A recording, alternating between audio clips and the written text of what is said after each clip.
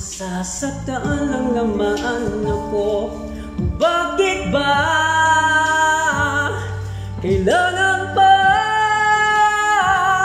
sa maling mapunta? Ngayon'y takot na ako. Bakit nang ipinaranas ng tadhana sa hina?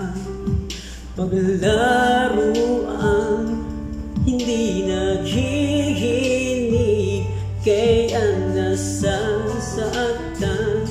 Ngayon'y natakot na muling iiwan.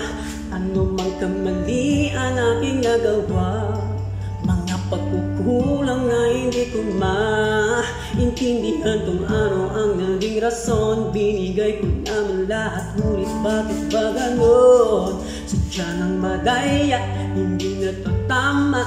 Takot sa aking puso, ngayon'y lumala na.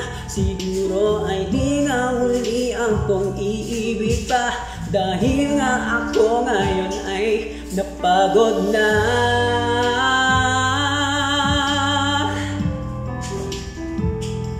Nung magmahal, masasaktan lang naman ako.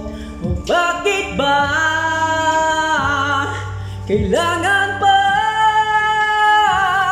sa